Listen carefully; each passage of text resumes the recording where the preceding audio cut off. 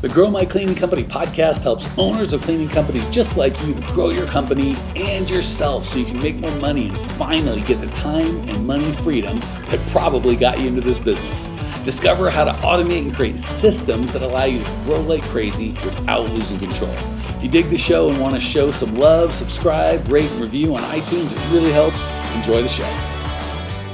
Hey, Cleaning Nation. Mike Campion here with the irrepressible Suzanne Bandick. So excited to have her. Today, we are going to talk about such a big opportunity for you guys. There are so many people I talk to that we need to come up with a name on it, like a syndrome or ism. But the long, boring version is I'm stuck at my cleaning company and the numbers say it, my revenue, my workload, my profit, maybe it's gone up a little, maybe it's gone down, but I'm stuck. And because we're owners of cleaning companies or entrepreneurs, we are optimists. So tomorrow it's going to change. It's got to change. Or even worse, well, why is it going to change? Because it has to. I'll never give up, Mike. I'm so freaking hardworking and I'll never give up. And that's always the response. I'll never give up. The problem is the road is littered with the carcasses of businesses who never gave up, right? That's not a plan. It's a great attitude, right? I love it. And that's why I have Susan, our mindset coach. I'll never give up. Attitude, fantastic. Business plan, terrible. And it just breaks my heart to see people when we're like, do something different. Here's another option. Like, no, I'm going to stick with my thing that hasn't got me the results. And there's one of two things. I'm going to do the exact same thing, but magically I'll get results next time. Never going to be the truth. Or I'm going to try this other thing that I'm really excited about now, but I was excited about something else before it, another thing before, another thing before. And 3 months from now, there'll be another thing. But I've been stuck for 2 or 3 years and it's just magically working itself out because I'll never give up and I'm going to figure it out because I have to. Breaks my heart. Suzanne, what say you to these poor, sweet, kind, hardworking people? Well, it's all very interesting because I'm a mindset coach. So What? you would think that I would say, oh yeah, just think good thoughts and things will magically transform. And I'm going to say, wrong. I know you too well. I know you would never say, just think good thoughts and things will magically change. They might think that. I know you wouldn't say that. Okay, subject today. It's not about working harder. It's about thinking differently. And can you insert, it has to work, never giving up, working harder? Are those, for this conversation, are those interchangeable? Absolutely interchangeable. Perfect. Thank you. And I would love to give a graphic example here. Please. It comes from a book by Price Pritchett called U Squared. And at the very beginning, he talks about sitting in a restaurant and watching a fly. A fly is caught in the restaurant and is desperately trying to escape through a closed window. He sees the outside, but he keeps trying to go through the closed window and hit his head and keep trying and keep trying and keep trying. And Price Pritchett points out that ultimately he's probably going to die trying. However, simply inches away, 10 seconds of flying time is an open door.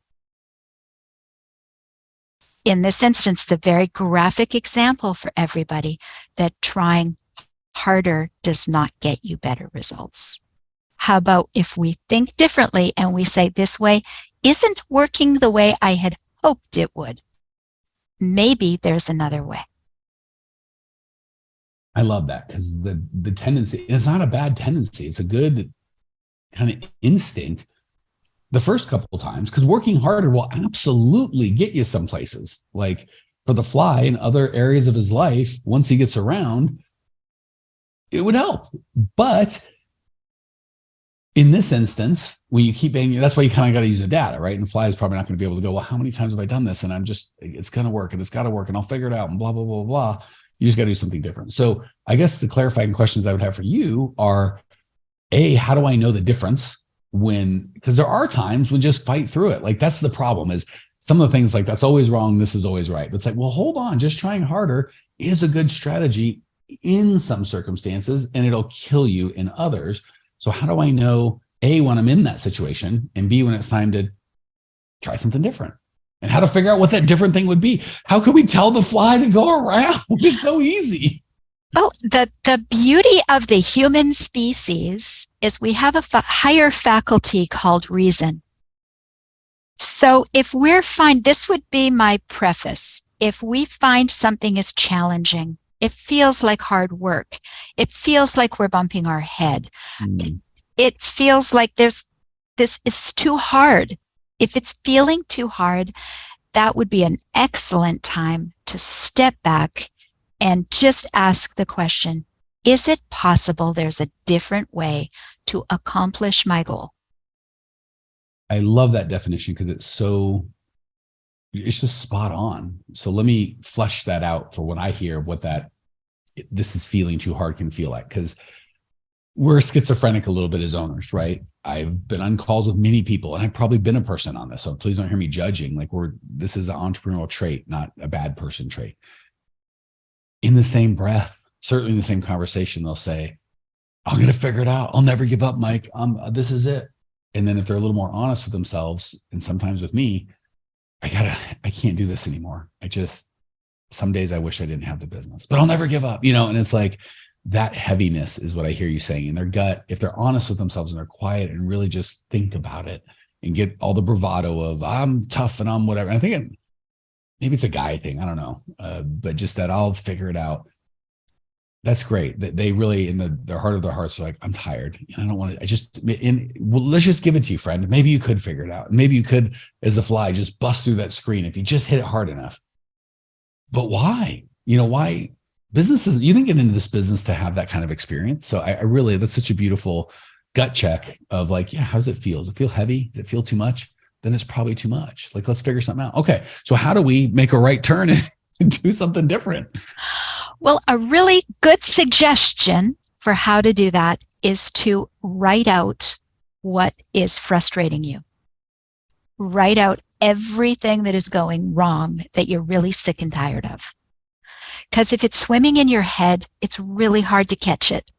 Really hard to control those thoughts because they just keep swimming around, and sometimes it's the same one that keeps coming, and you don't recognize it. Or the same four, but you just rotate between them. And they're really all versions of the same thing quite often. So write it out and say, this is my challenge. And then ask the question, is it possible I could get to where I want to go, but differently? Let me even, I think this is the first time I've ever upgraded this or tried to upgrade. Maybe I'll downgrade. Maybe I could screw this up, kids. But usually I've never even been so bold as to try and upgrade a Suzanne question. This is my first try, fellas, ladies. So you can see me crash and burn perhaps in real time. You said, is it possible I could get this result by doing something differently? Correct. All right, I'm going to throw another one out there. You can tell me, Suzanne, if I swing and miss, I'll stand down. You're the brains of this operation. What would I have to do to get the result that I want while feeling the way that I want?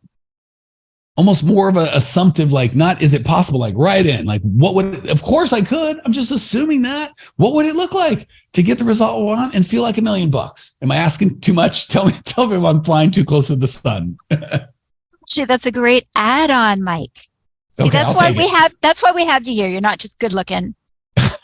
Now you sound like my wife. You serve a purpose, right? Yeah. Well, now you don't sound like my wife anymore. Just good looking and then I'm done. The purpose thing, you're an upgrade. I'll take it, lady. But that's exactly it. It's like, even before you ask, is there a different way to do it? Just to look at what you are doing. And then you can decide if what you're doing is even right. Right? What you're trying to do could be you're doing the wrong stuff. But that's where you say, what can we do differently? Right? What are the different ways to get there? I like that too. What can we do differently? Good. I think better is, what are the different ways? Now if we're looking for multiple question or answers, it's assumed that there's at least one. Like, let's pick 5, and then we can really start cooking with fire. Right. So I'm trying to, as is my custom with you, I'm trying to be the devil's advocate or the voice of the people, like trying to explain why that won't work. And I'm having a hard time, Suzanne, because you got me so sold on your like vision. I'm like, gosh, that's pretty good. I'm having a hard time fighting you. Yeah, you might have to fight your own self. And What do our again, clients say? What would get them stuck? well, again, when you write it out and you say, these are the different options of ways I could handle this, ways I could go, then you can identify for yourself once they're written down, oh, I don't like that. I couldn't do that. Or although I'm going to say, if you say I couldn't do that, identify why you would say I couldn't do that. Is that a past story or is that reality? Right? But you can look at them and you can say, well, I would like to try this way and check. If it doesn't work, then I've got another way to try. But if you're determined to get to a goal, okay, Fly was trying to just get outside. Is there a different way to get outside? Is there a different way to bring your business to 20% profit? Is there a different way to make your company $1 million company? Real quick, Cleaning Nation, if you can think about how you found out about this podcast, maybe a tweet, a Facebook message, iTunes search, some sort of Instagram post, the only way we grow is word of mouth. We don't do paid ads. We don't run ads. You are it. The only ask I have is if you're getting value, share the love. However you found out about this, if it's a review or post, whatever it is, do that. Pay it forward so the next cleaning company owner can change their life as well. Back to the show. So I'm flying too good, feeling too good. Let me see if I can throw some water on this parade.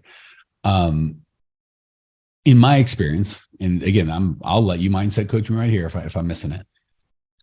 Yes, 1,000%. Super important. To identify, okay, it's been enough. This feels heavy. This feels gross. I'm not experienced. And don't lie to yourself. We're like, well, actually, I like cleaning. We tell ourselves a lot of stories. It's like, yeah, but you set out to build $1 million business. Like, and cleaning's not going to get you there. So and fine, I get it. You like, but we kind of soften it for ourselves because we're almost too afraid to look our dreams right in the eyeballs or really call it out. So we say a bunch of crazy stuff. So don't soften.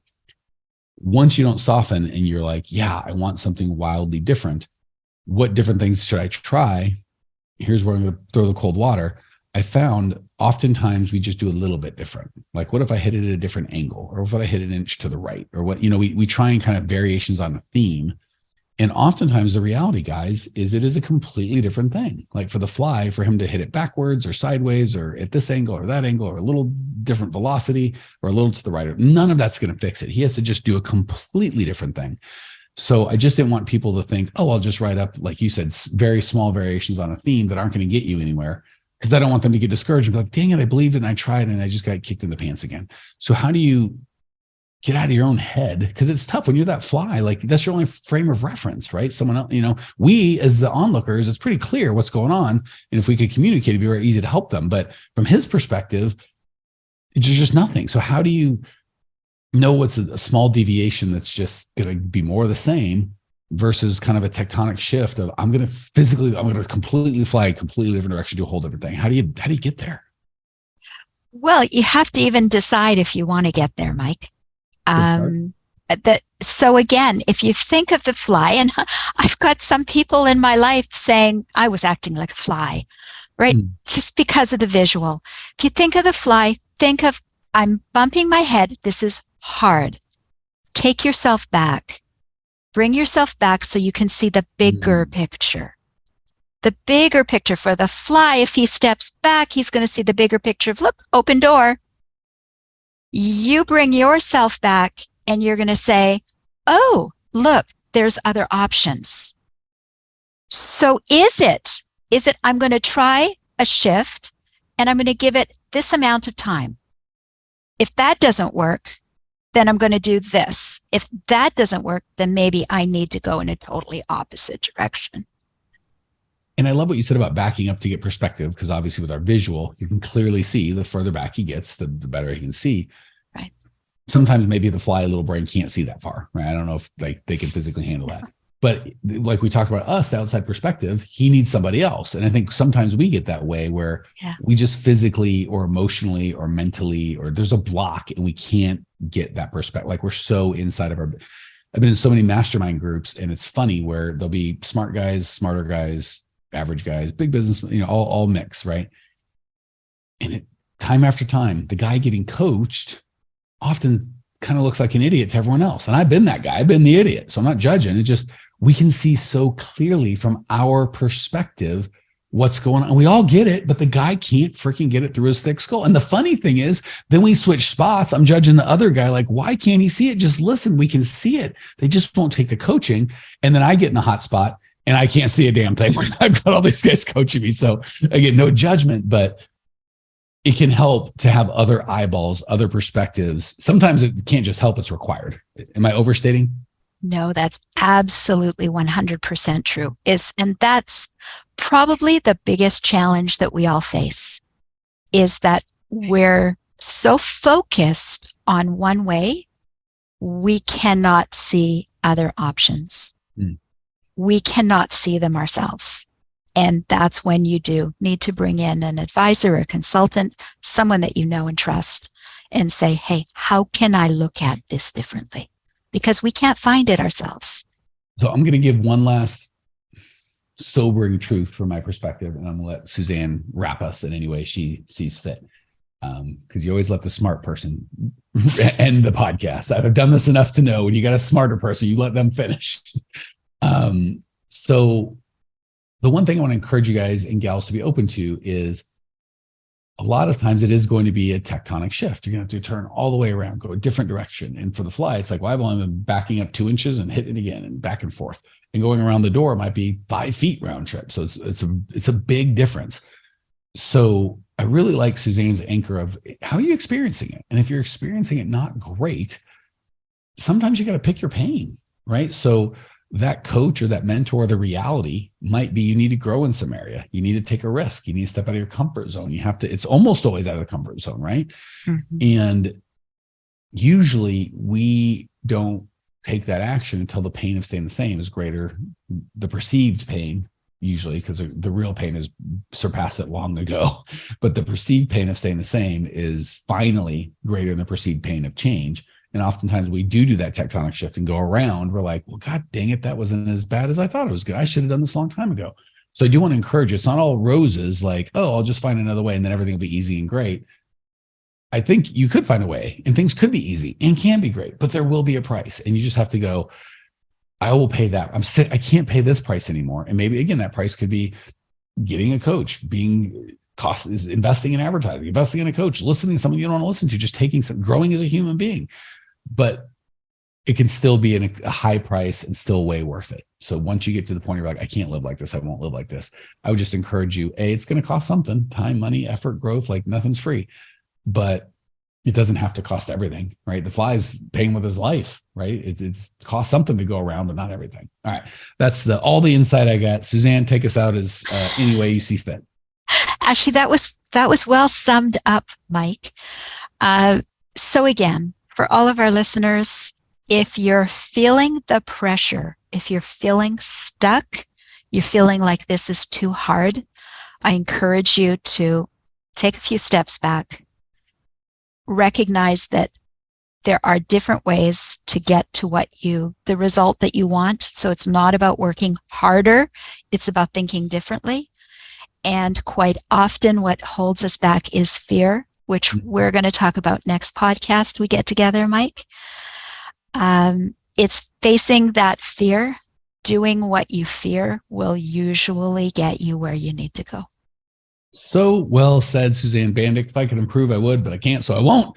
If that was helpful, go to Grow My Cleaning Company. We've got .com, in case you're wondering if you're .weird. Just growmycleaningcompany.com. All sorts of free stuff, 900 podcasts, Facebook group, lots and lots of great stuff. growmycleaning.com. Check it out. See you there. Well, here we are, the end of the podcast, and you made it. Great job. I've got a little bonus for you for sticking through with me. But like I mentioned before, if you got value out of this podcast and you want to show a little love, subscribe, rate, and review on iTunes, Spotify, wherever the heck you're listening to this thing. Share it with a friend. Share the love. And as a special thank you for those of you that stuck with me to the end, how about I give you my personal phone number so we can text? It's a great way for me to get to know you, your business, your goals personally. So shoot me a text now, 602-932-6431, 602-932-6431. I am the only one who responds to these texts, and I will personally respond to everyone I possibly can as long as this number is manned. Don't know how long we're going to keep this at the end of the podcast, so grab it now, 602-932-6431. Give me a text, say hey, can't wait to meet you.